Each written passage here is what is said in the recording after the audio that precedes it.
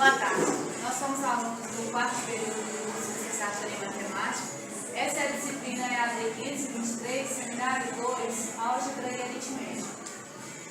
Esse é o primeiro seminário que a gente vai apresentar. Meu nome é Irani, Clarine, Marcelo, Débora e Elizabeth.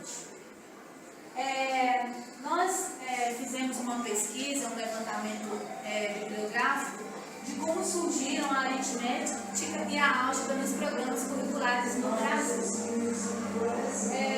O ensino da matemática no Brasil, ele sofreu muitas alterações. E essas alterações, às vezes, eram lançadas pelo governo, que nem se preocupava muito em saber como que o professor, como que a escola ia receber isso. São simplesmente medidas que o professor recebia, ele tinha que repassar isso, independente de se ele conseguisse ou não.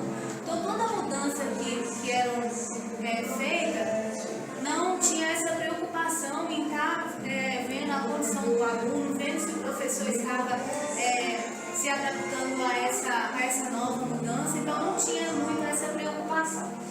O aluno é uma figura muito importante, porque a gente tem que preocupar muito com o nosso aluno. Se ele está aprendendo a matéria, se ele está recebendo o conteúdo, você não é simplesmente um mero espectador. Então, uma figura do aluno ela é muito importante para nós, professores de matemática.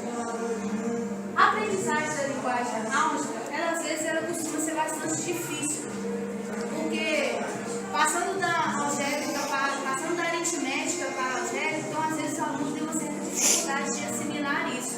Então, por isso a preocupação do professor em saber se o aluno está entendendo ou não.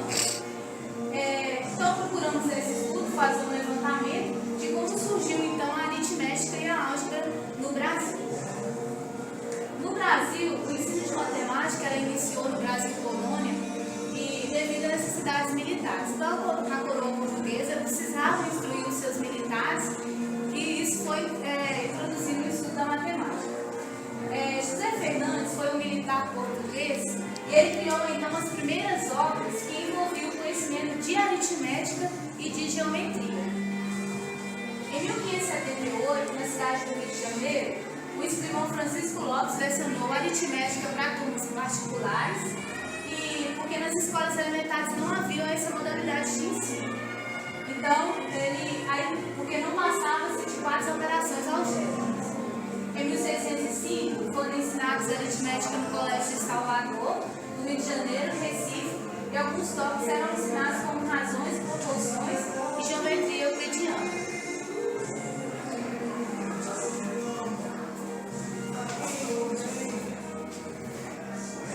Bom, a álgebra, pós-matemática moderna, parece retornar seu papel anteriormente ocupado, ou seja, de um estudo com a finalidade de resolver equações e problemas.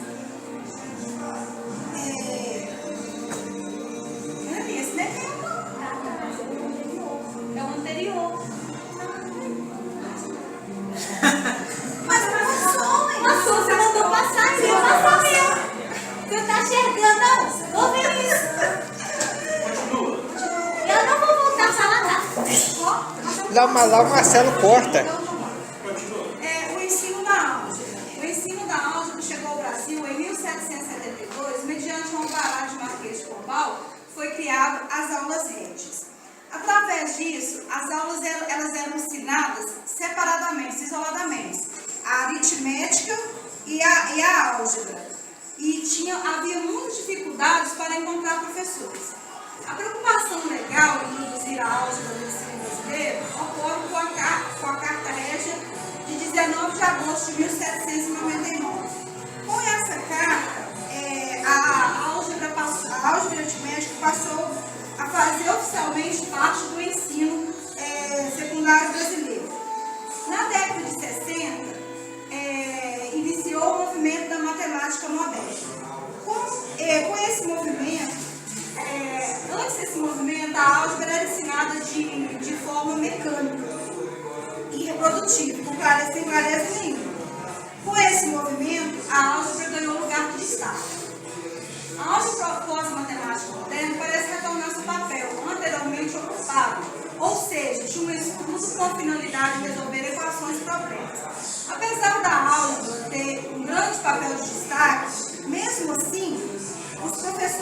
continuar ensinando de maneira mecânica para os alunos e pela maioria dos professores. Na educação matemática, há uma prática preocupante e prejudicial, ou seja, é necessário aprender antes a aritmética para depois pensar algebricamente. Para os autores Miguel, Fiorentino e Iorim, o ensino da álgebra aritmética era necessário que ocorresse juntas e não separadamente, para que a álgebra fosse melhor entendida. Bom, nós montamos um plano de aula a partir do tema que a gente escolheu. Né? Nós montamos da seguinte forma: nós temos um eixo temático, que é o tema, a álgebra em questão. Vamos falar das expressões algébricas. Aqui nós estamos com 2 aulas aqui. A carga horária fica a parte de cada um que vai tá trabalhando com o método que achar melhor. Nós temos os conceitos. Na primeira aula a gente tem a apresentação da história da álgebra, né? E você pode estar trabalhando com vários recursos para estar ensinando aos alunos a história da álgebra. Nós temos aqui os livros de onde foram tiradas as páginas em questão trabalhadas. Então você pode utilizar a linguagem algébrica para representar simbolicamente as propriedades das operações dos conjuntos numéricos e na geometria. Então nós vamos ter tradução de símbolos, de expressões verbais envolvendo números, expressão algébrica de situações simples. Nós vamos trabalhar também relações de proporcionalidade direta e inversa de 2 grandezas, termo geral, sequências aritméticas, de lei de formação simples, expressão algébrica de padrões e regularidades. Nós vamos tratar também de traduzir as informações dadas em textos ou verbalmente para a linguagem algébrica.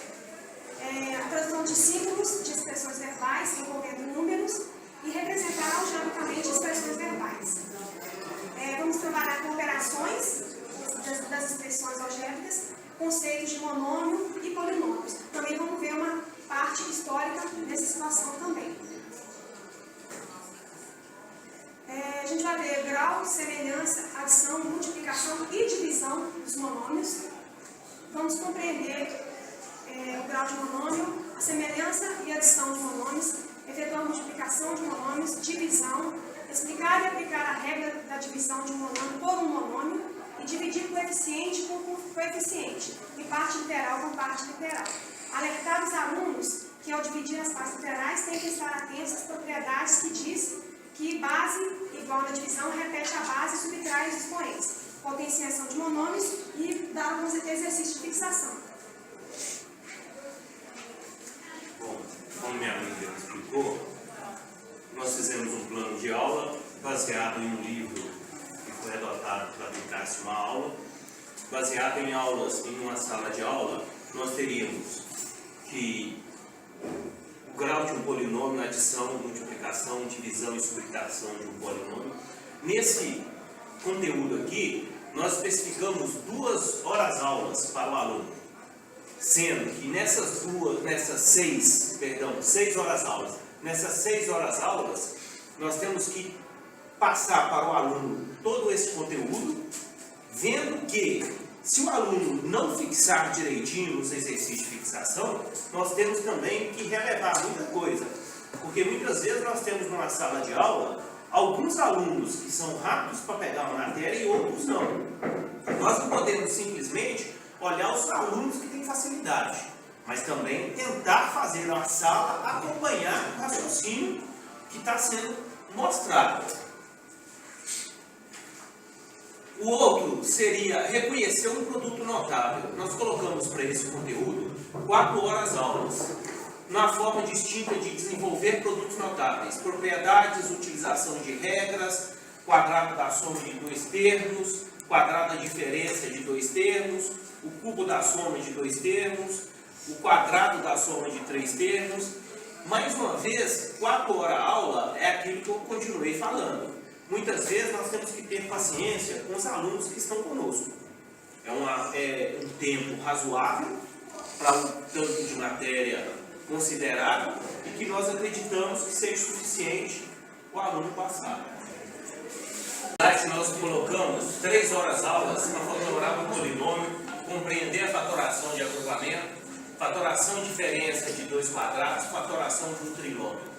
Muitas vezes a gente coloca 3 horas aulas para a gente ter uma noção e preencher o plano de aula que a escola pede a gente. Mas muitas vezes isso pode extrapolar um pouquinho, porque fatorar no polinômio, se os alunos não tiverem um bom conhecimento de fatoração, você tem que voltar atrás na aula e rever com eles os conhecimentos que ele tem. No último item, nós não especificamos quantas horas, porque é um estudo que nós vamos falar de frações algébricas, é o conceito, é a história. O que nós vamos falar? Pode ser que com poucos minutos os alunos compreendam e não se gastem uma aula inteira para poder falar. E depois um breve, falando um pouquinho de frações algébricas, entrando na simplificação, adição, subtração, multiplicação de fração.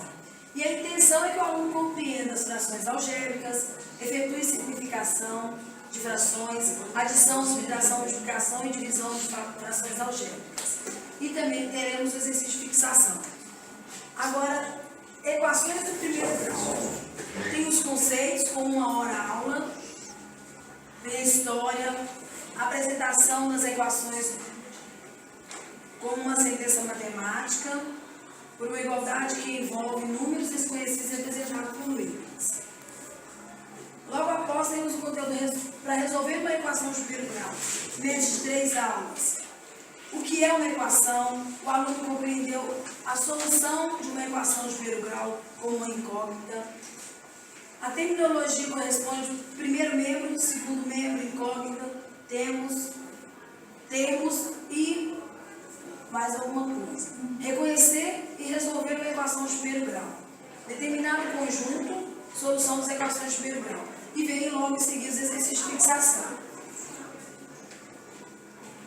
Dentro do sistema de equação de primeiro grau também, os alunos teremos os conceitos, são 6 horas da aula. Para, em média, o aluno, a intenção é que o aluno consiga explicar que o sistema de equação é formado por 2 ou mais expressões, no qual o número de equações deve ser igual ao número de variáveis. O que é um sistema de equações de primeiro grau com 2 incógnitas, o que é uma solução do sistema de equações de primeiro grau com 2 incógnitas, e a terminologia, primeiro membro, segundo membro, primeira equação, segunda equação, incógnitas, termos, e logo em seguida o exercício de fixação. Bem, concluímos então que a falta de compreensão dos alunos em situações de ensino de aprendizagem